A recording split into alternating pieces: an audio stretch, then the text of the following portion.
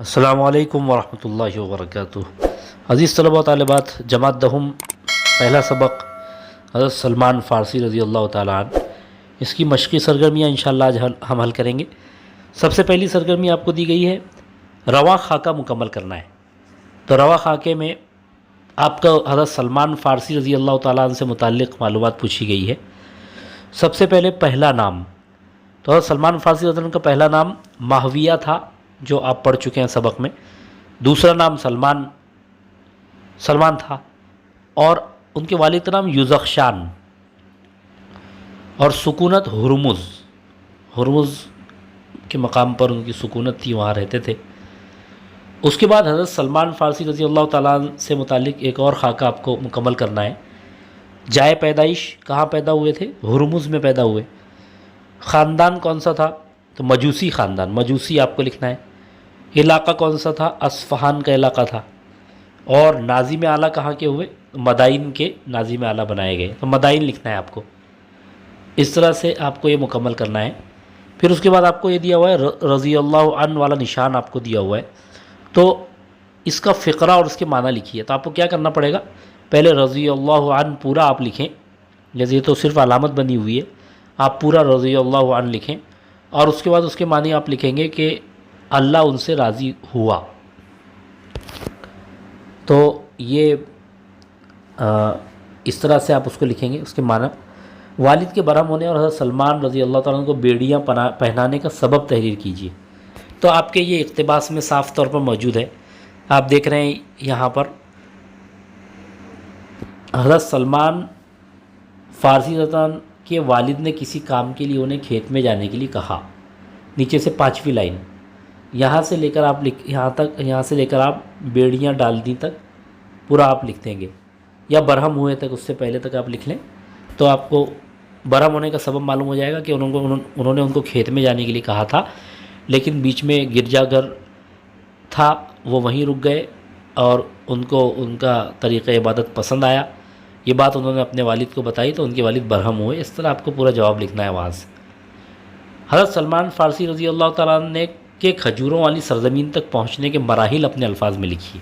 تب آپ کو اپنے الفاظ میں لکھنا ہے، تو آپ لکھیں گے کہ حضرت سلمان فارسی رضی اللہ تعالیٰ عنہ کھیت میں جانے کی بجائے گرجا گھر چلے گئے تھے، اور ان کو ان کا طریقہ عبادت پسند آیا تھا، اس لیے ان کے والد ناراض ہوئے اور ان کے پیروں میں بیڑیاں ڈال دیں۔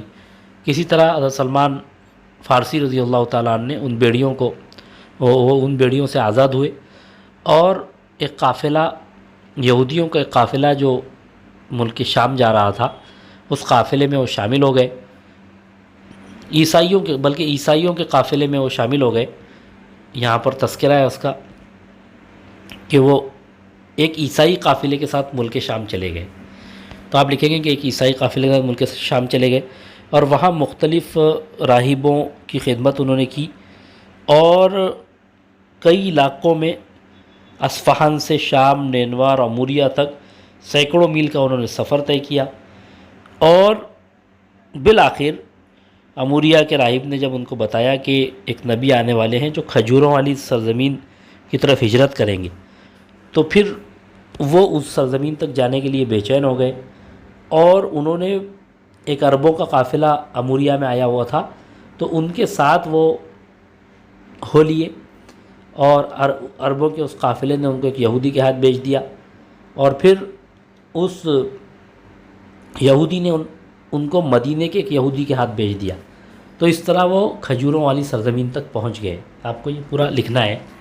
اس کے بعد حضرت محمد صلی اللہ علیہ وسلم کی 3 نشانیاں جن کا ذکر عیسائی راہب نے حضرت سلمان فارسی رضی اللہ تعالیٰ عنہ سے کیا تھا، ترتیب وار لکھیے۔ تو پہلی نشانی کیا بتائی تھی؟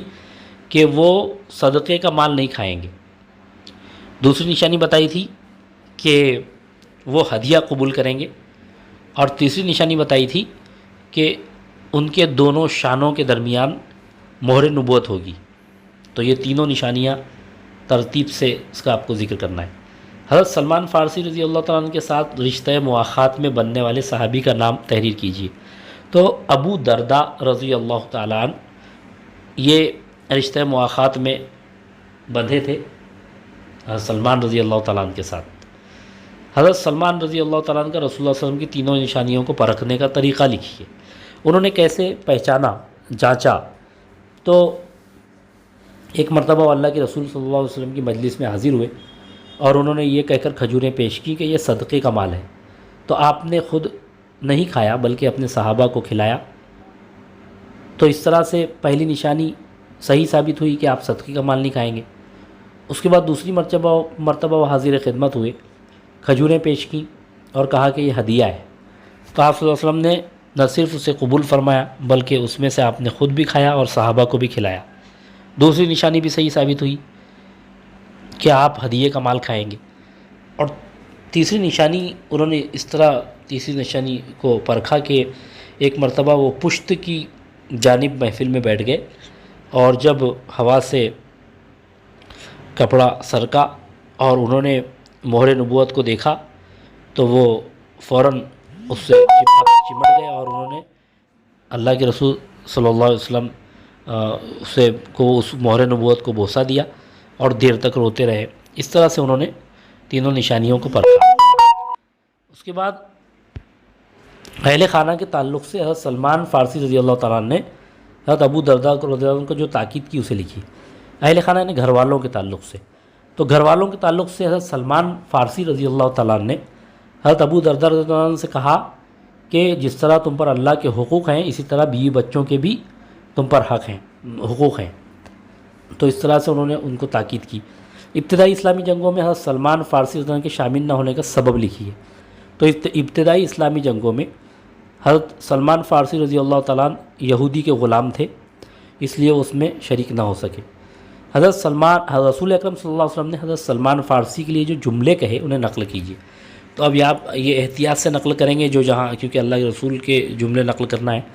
تو اوپر جو انورٹڈ قومات میں آپ کو دکھ رہے ہیں، سلمان تم سے بڑھ کر دین سے واقف ہیں، یہ ایک جملہ ہے آپ کا۔ اور ایک جملہ یہ ہے اگر دین ثریا پر بھی ہوگا تو فارس کا ایک آدمی اس کو پالے گا۔ یہ دونوں جملہ آپ کو یہاں نقل کرنے ہیں۔ اس کے بعد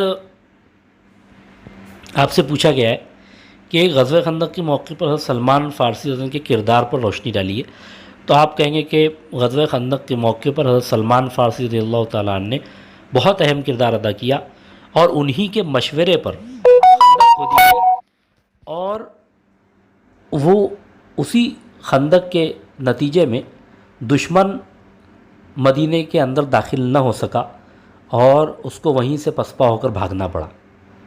تو اس طرح سے آپ لکھیں گے۔ ایران پر لشکر کشی کے وقت اسلامی لشکر کے رہنما کا نام، تو ایران پر لشکر کشی کے وقت اسلامی لشکر کے رہنما حضرت سلمان فارسی رضی اللہ تعالیٰ عنہ تھے۔ اس جنگ کا نام لکھیے جس میں منجنیق استعمال کیا گیا۔ تو غزوہ طائف میں یعنی طائف کی جنگ میں منجنیق کا استعمال کیا گیا۔ مدائن کے ناظم اعلیٰ کی حیثیت سے حضرت سلمان فارسی رضی اللہ تعالیٰ عنہ کے معمولات بیان کیجیے۔ تو مدائن کے ناظم اعلیٰ کی حیثیت سے حضرت سلمان فارسی رضی اللہ تعالیٰ عنہ بہت سادہ زندگی گزارتے تھے اور وہ ٹوکریاں بناتے تھے، بنتے تھے۔ دیکھیے یہاں اس پیراگراف میں اس کا ذکر ہے کہ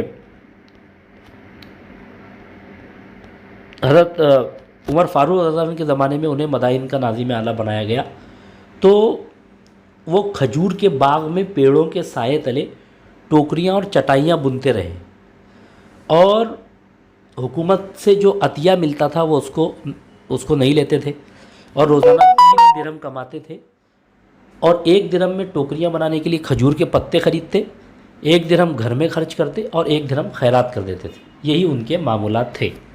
آپ کو اس طرح سے لکھنا ہے۔ اس کے بعد آپ سے سوال پوچھا گیا کہ وفات کے وقت حضرت سلمان فارسی رضی اللہ تعالیٰ عنہ کے رونے کی وجہ تحریر کیجیے۔ تو وفات کے وقت حضرت سلمان فارسی رضی اللہ تعالیٰ عنہ کے رونے کی وجہ یہ تھی کہ وہ کہنے لگے کہ اللہ کے رسول نے ہم سے کہا تھا کہ تمہارا سامان سفر ایک مسافر کے سامان سفر سے زیادہ نہیں ہونا چاہیے، اور ہمارے پاس تو اتنا مال اور اتنا ساز و سامان ہے تو ہم اپنے آقا کو کیا منہ دکھائیں گے، یہ سوچ کر وہ رو رہے تھے۔ حضرت سلمان فارسی رضی اللہ عنہ کے ذیل کے بیان سے مفرد، مرکب اور مخلوط جملے الگ کر کے تحریر کیجیے۔ اب اس میں آپ کو مرکب، مخلوط اور مفرد جملے پہچاننا ہے۔ میں تم ہی میں سے ایک آدمی ہوں، پہلا جملہ، تو یہ مفرد جملہ ہو جائے گا۔ تم دیکھتے ہو کہ عرب میری عزت کرتے ہیں، یہ مرکب جملہ آپ اس کو کہہ سکتے ہیں.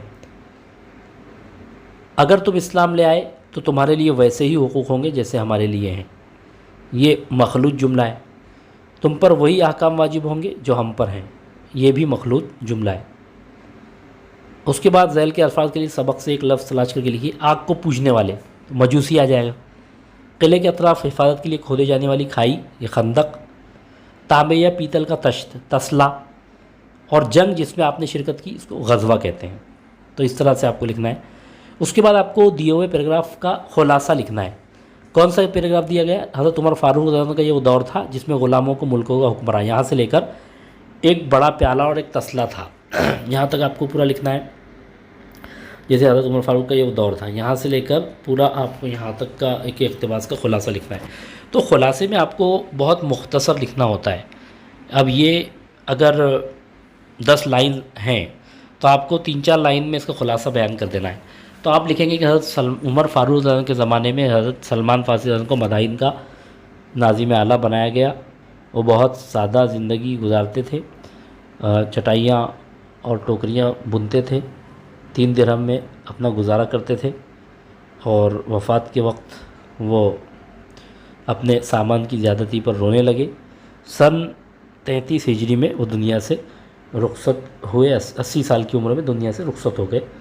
ان کا مزار مدائن عراق میں ہے. بس اس طرح آپ کو خلاصہ بیان کرنا ہے. اس کے بعد اب آپ کو جو سرگرمی دی گئی اس کو آپ کو غور سے سمجھنا ہے. یہاں پر آپ کو حروف دیے ہوئے ہیں اور نیچے آپ کو اعداد دیے ہوئے ہیں. الف کے لیے 1، تے کے لیے 2، سین کے لیے 3، قاف کے لیے 4، میم کے لیے 5. اب اس میں آپ کو کیا کرنا ہے؟ پائیداری یا مضبوطی کے معنی والا لفظ. آپ کو پائیداری یا مضبوطی کے معنی اردو میں کس لفظ کے آتے ہیں؟ تو وہ ہے استقامت. تو آپ کو استقامت بنانا ہے اور استقامت بنانے کے بعد آپ کو نیچے اس کے اعداد بھی لکھنا ہے اور پھر یہ دیکھنا ہے کہ جواب کون سا صحیح ہے. آپ کا آپشن جو نیچے 3 دیے ہوئے ہیں اس میں سے کون سا جواب صحیح ہے. تو ہم بناتے ہیں. استقامت پہلے آپ لکھیے الگ الگ. الف لکھیے، پھر سین لکھیے، پھر تے، قاف، الف، میم، ایسے الگ الگ لکھیے. پھر الف کے نیچے آپ ایک لکھ دیجئے.